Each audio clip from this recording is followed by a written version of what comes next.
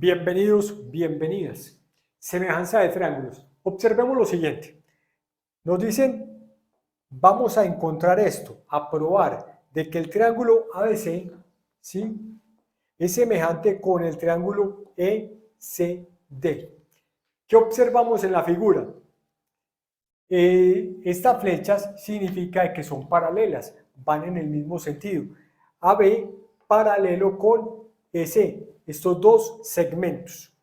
Entonces digamos lo siguiente, en la gráfica, por comodidad, vamos a marcar los ángulos. Digamos que este es el 1, 2, 3, 4, 5 y 6.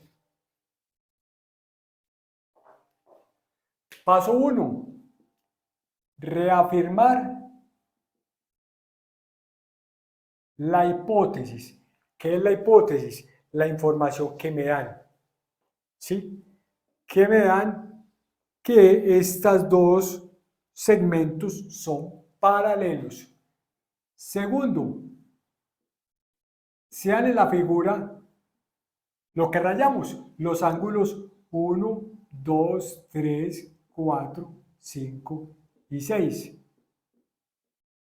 ¿Sí? Paso número 3.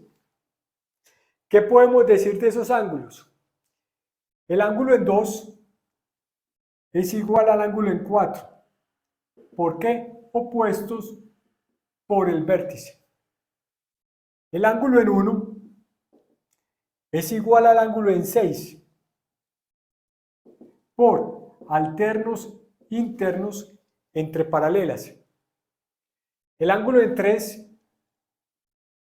es igual al ángulo en 5, ¿sí?, por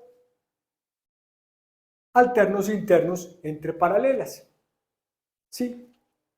Siempre que tengamos una semejanza, lo primero que vamos a hacer es separemos los triángulos que vamos a trabajar, ABC.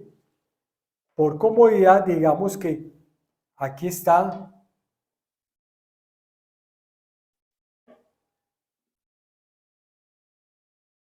A, B, C. Y llamemos a este triángulo 1. Triángulo 1. Y el otro triángulo es SD.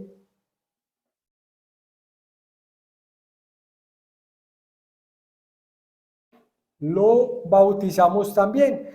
Llamemos a este triángulo 2. Y marquémoslo. ECD. Muy bien.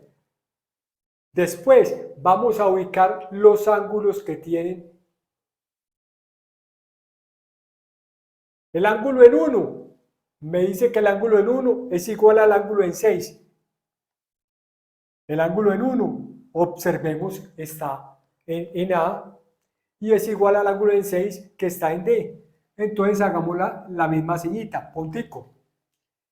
El ángulo en 2 es igual al ángulo en 4. ¿Y en 2 quién es? Vea el de C. El de 2, hagámosle un arquito. Y al de 4 es el de C, hagámosle un arquito. La misma seña, para indicar que son iguales. ¿Qué más tenemos? El ángulo en 3 es igual al ángulo en 5. ¿Quién es en 3? El que está en B. Hagámosle doble arco. Y el de 5 en E, hagámosle doble arco. Entonces, recordemos, en semejanza fundamental, primero, separar los triángulos. Segundo, marcarlos. Triángulo 1, triángulo 2. Tercero, ubicar los ángulos, ¿sí? Y ya, en el otro paso, vamos a montar las proporciones. Entonces, vamos a decir, digamos, el triángulo 1 va a ser el numerador y el triángulo 2 va a ser el denominador. Y vamos a tener en el numerador los del 1 y en el denominador los del 2. Entonces, ¿quién se opone a puntico? BC. se opone el lado BC, ¿quién se opone a puntico? CE. El 1, ¿quién se opone al arco? AB. ¿Quién se opone al arco? ED. ¿Quién se opone en el 1 a doble arco? AC. ¿Quién se opone a doble arco? CD. Bueno, algo muy interesante que se nos había pasado. ¿Qué criterio estamos aplicando? Los criterios de semejanza, lupa en 1, lo podemos tener como ángulo, ángulo, ¿sí? Lado, ángulo, ángulo o los tres lados. Para triángulos a nivel general. O también los podemos manejar como ángulo, cateto, cateto, hipotenusa, cateto, cuando estamos hablando de triángulo, rectángulo.